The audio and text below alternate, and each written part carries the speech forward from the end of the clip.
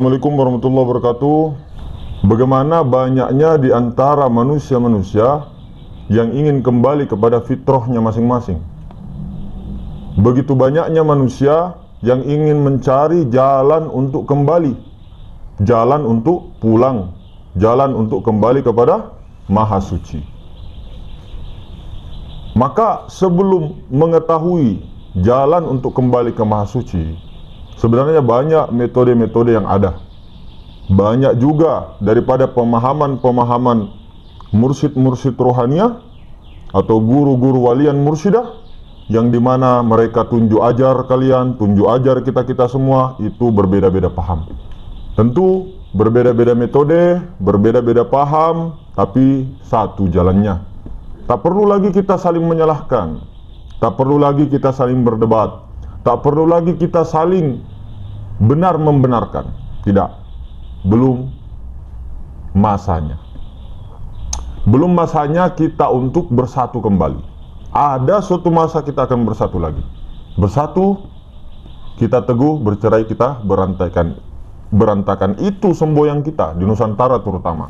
Maka hadirin semuliakan, bagaimana metode kali ini sebenarnya sering ya kita buka dengan metode seperti ilmu-ilmu rakam begini. Maka ilmu rakam ini untuk memudahkan paham saja. Bukan setelah paham kemudian makrifat. Bukan. Itu masih dalam paham akal pikiran kita. Kenapa? Karena ilmu ma'rifatullah, ilmu kembali kepada Allah, ilmu pengenalan kepada Allah, itu bukan hanya di otakmu, bukan hanya di otak saya, tapi di mana masuk ke dalam zauk, rasa masuk ke dalam kesadaran, dijalani, dinikmati, dipakai keselamatan itu, bukan hanya di teori.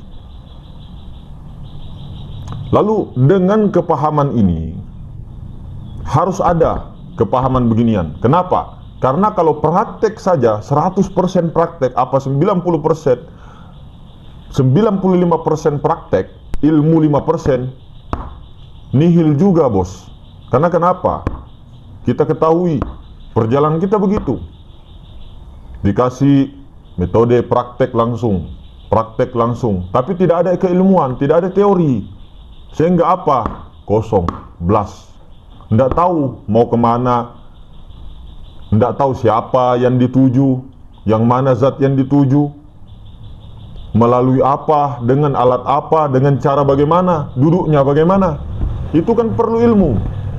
Oke, untuk yang sudah paham di dalam keilmuan, carilah ulama-ulama atau orang-orang yang alim, orang-orang yang mengetahui di bidangnya. Kalau kalian, kita mau belajar ilmu syariat, cari ilmu-ilmu ulama-ulama yang ahli syariat. Ulama fikih, hukum-hukum, syariat-syariat, sahnya, wajibnya, makruhnya, sunnahnya. Cari yang bidangnya itu alim di bidangnya itu. Kalau mau belajar tajwid, cari yang alim dalam bidang tajwid. Kalau mau belajar qiraah, cari orang-orang yang alim dalam bidang qiraah, qiraah syab'ah, qiraah asyarokah. Kalau mau pakar di dalam ilmu thariqah, cari orang-orang yang alim, ulama-ulama ahli thariqah. Kalau di ilmu ulama ahli akidah, mau belajar akidah, cari orang-orang yang paham betul-betul, alim dia dalam bidang ilmu akidah. Begitupun dengan ilmu ma'rifat. Ada walian mursyidah yang menguasai dari semua keilmuan itu ada. Ada juga salah satunya, ada juga dua, ada juga satu pahamnya. Macam-macam. Nah, terus yang mana yang kita ikuti? Perhatikan dulu, kita mengaku tidak pengikut Rasulullah. Kalau mengaku pengikut Rasulullah, yang mulia baginda Rasulullah SAW, ikuti zahir batin.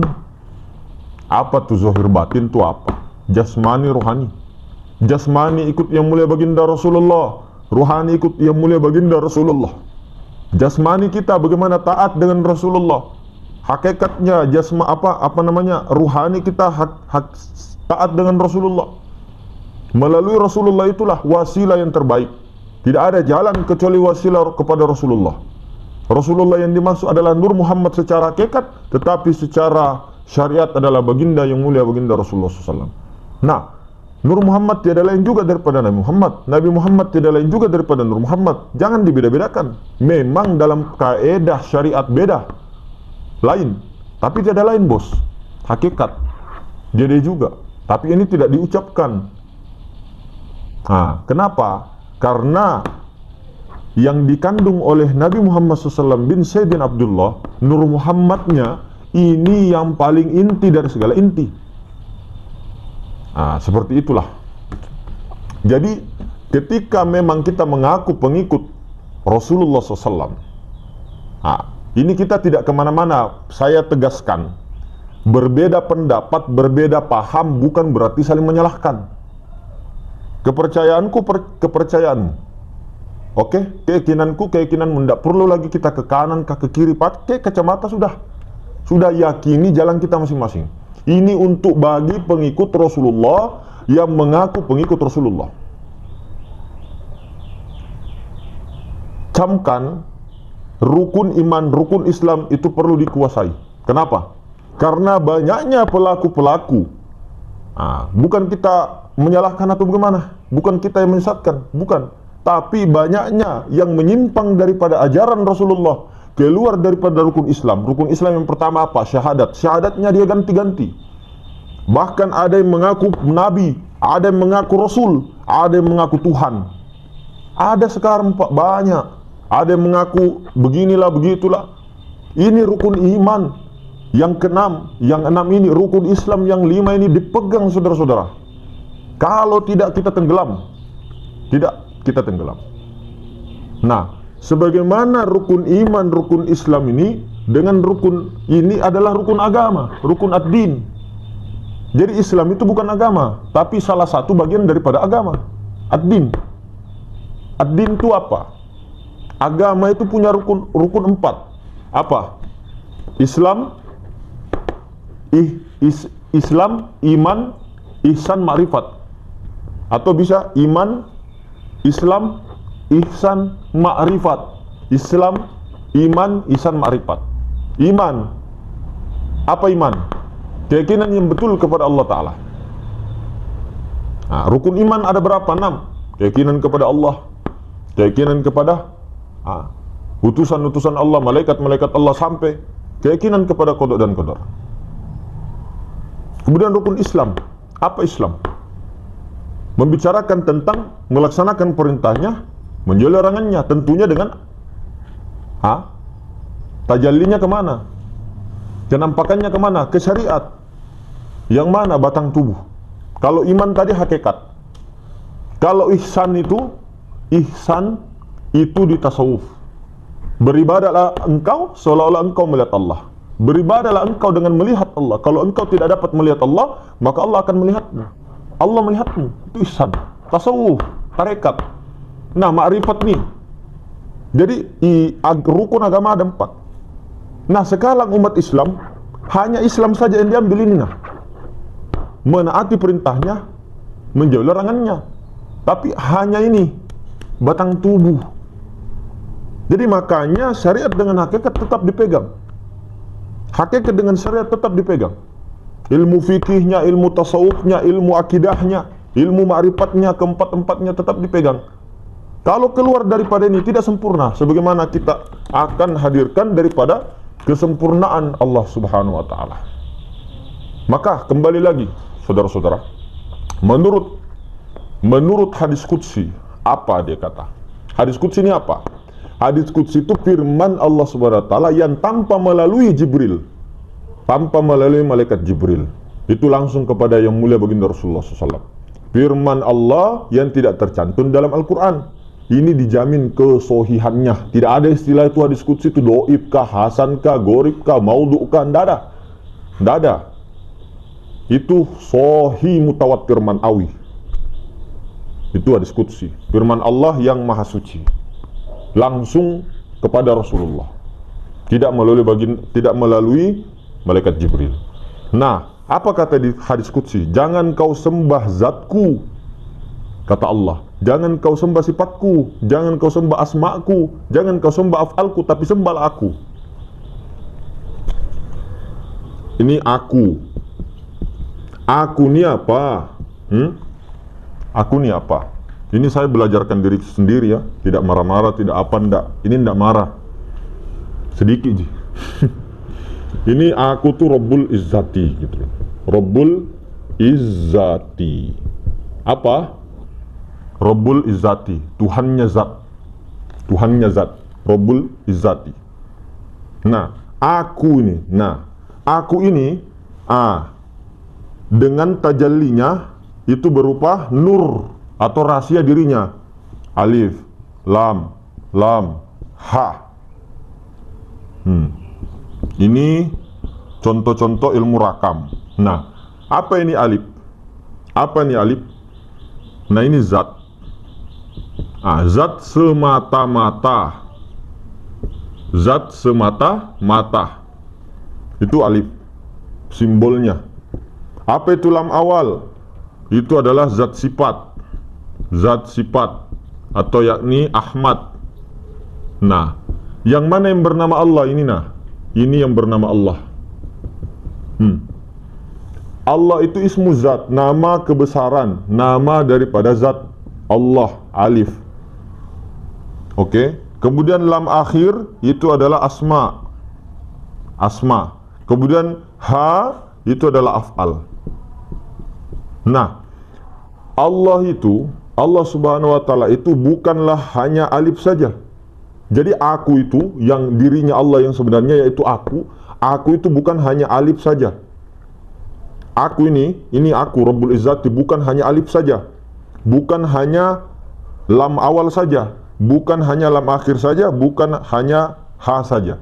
Jadi aku itu bukan hanya salah satu dari keempat bagian ini. Tapi aku ini meliputi segala sesuatu.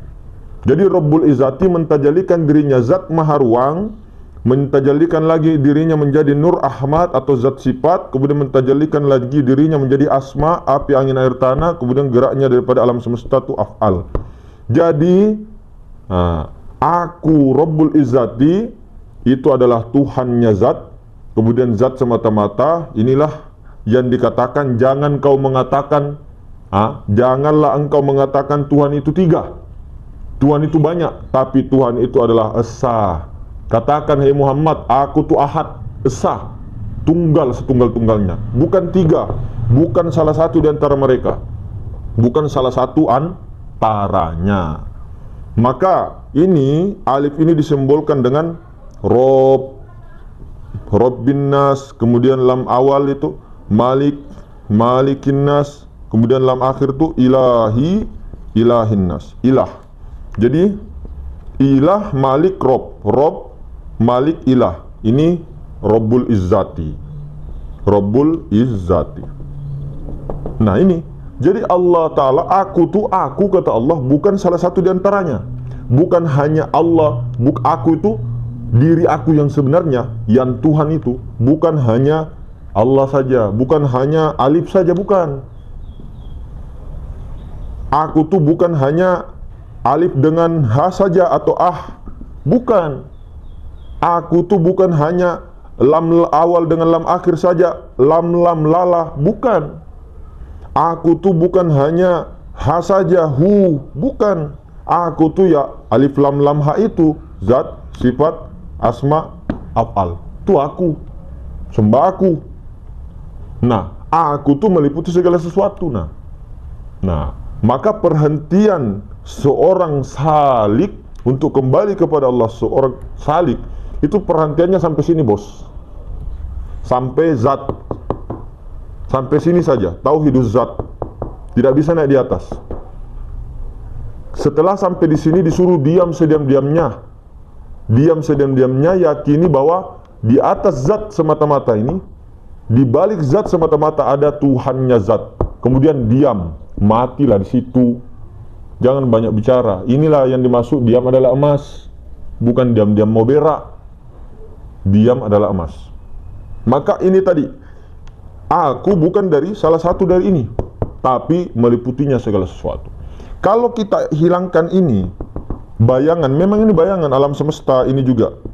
Kalau kita hilangkan ini, terus yang ini dua ini dari mana? Zatnya ini dari mana? Nah, alam semesta itu zatnya dari mana? Kalau bukan dari zat mutlak, maha ruang. Kemudian bertajalli menjadi zat sifat ini memadat. Nah, menjadilah api, angin, air, tanah, kemudian menjadi alam semesta gerak. Dari mana itu? Cuma jangan katakan bahwa Allah itu ya alam semesta, bodoh namanya. Jangan katakan Allah itu 4 unsur, salah. Jangan katakan Allah itu Muhammad, Nur Muhammad, salah. Jadi Allah itu nama kebesaran daripada zat semata-mata, yaitu Allah. Cuma jangan kau sembah ini. Jangan kau sembah alif saja, jangan kau sembah maha ruang saja. Kalau kau hanya sembah maha ruang, kau sembah yang kosong semata-mata itu, yang tidak pernah tidak ada. Terus siapa ini? Lam awal, lam akhir, ha ini siapa? Kemudian Rabbul Izzati siapa? Yang aku itu siapa? Jadi jangan memisahkannya, jangan ceraikan zat dengan sifat. Jangan juga hanya sifat saja berhentinya, teruskan ke zat. Jadi makanya di dalam Al-Quran dikatakan, innal ladzina qulu, innal ladzina, orang-orang yang mengatakan qulu Rabbunallah, Robku ini Robku adalah Allah, Rabbunallah, summa istaqamu, kemudian dia beristiqomah konsisten, summa istaqamu alla takhafu wa la tahzanu. Allah Ta'ala mengatakan jangan kau takut, jangan bersedih. Wa absiru bil jannah, maka ditunjukkan surga di dunia. Surga apa? Ma'rifat. Wa absiru bil jannati allati kuntum tu'adun, itulah tempat kembali yang baik. Maka seseorang yang tidak melihat daripada Allah Subhanahu wa taala di dunia, maka mustahil ketika dia nanti ajalnya putus untuk melihat Allah Subhanahu wa taala di akhirat. Mustahil.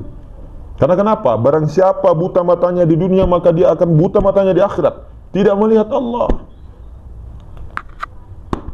Maka hadirin semuliakan, bagaimana ini dipahami betul-betul, bukan hanya dipahami, tapi dipakai. Jadikanlah Allah dengan Rasulullah kelihatan dua, ya kan? Tapi ini bagaikan zat dengan sifat. Zat tu Allah, sifat tu Rasulullah. Zat dan sifat itu satu wujudnya, satu rasanya, senyawa, sewujud, serasa, sekata, seia, sehidup, semati. Bukan mati, sehidup, senyawa. Itu zat dengan sifat. Tidak bisa pisah, tidak bisa dikatakan oh sifat itu tidak ada. Tidak bisa. Sifat itu kelakuan zat. Sifat itu Rasulullah atau Nur Muhammad itu kelakuan zat. Muhammad, Nur Muhammad itu adalah nama kebesaran daripada Allah. Makanya ini tadi alif lam lam ha ini, alif apa? Muhammad awal. Apalagi lam awal apa? Muhammad akhir. Lam akhir apa? Muhammad zohir. Apalagi ha? Muhammad batin. Kebalik, Muhammad awal, Muhammad akhir, Muhammad batin, Muhammad zohir. Jadi alif itu Muhammad awal, lam awal itu Muhammad akhir, lam akhir itu Muhammad dari Muhammad batin, kemudian ha itu Muhammad zohir. Muhammad. Jangan terpaku dengan Muhammad yang mana dulu, banyak kan? Nur Muhammad itu banyak tuh, Muhammad tuh banyak. Ketika kita mengatakan Muhammad zohir, itu jasmani.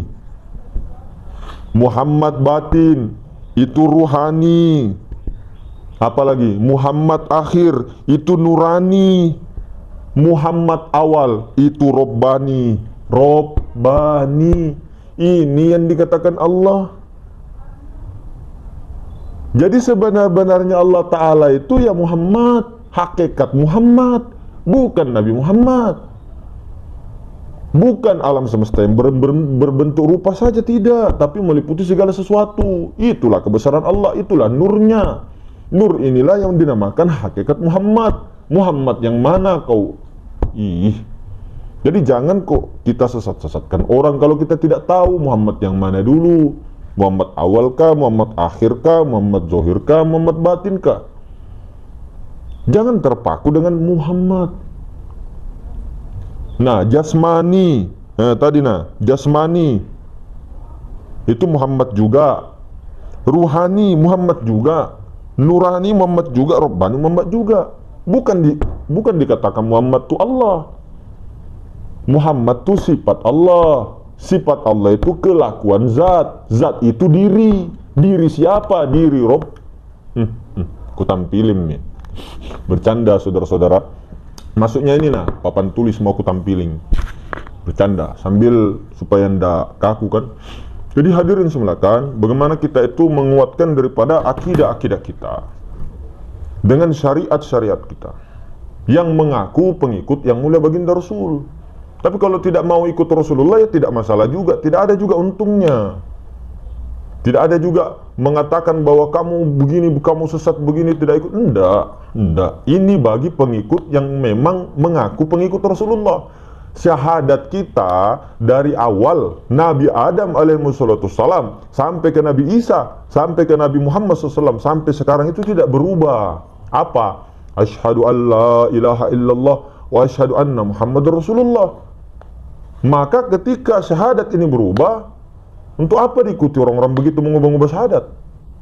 Syahadat kita itu 2 kalimat syahadat. Beda lagi kalau sir batinnya. Ada biasa itu orang bukan syahadatnya dirubah, tapi perkataannya di ahli toriko biasa begitu. Tapi bukan dirubah bukan dirubah. Ada itu biasa mengubah asyhadu an la ilaha illallah wa asyhadu ali rasulillah. Itu sudah berubah itu begitu. Tidak ada begitu syahadat.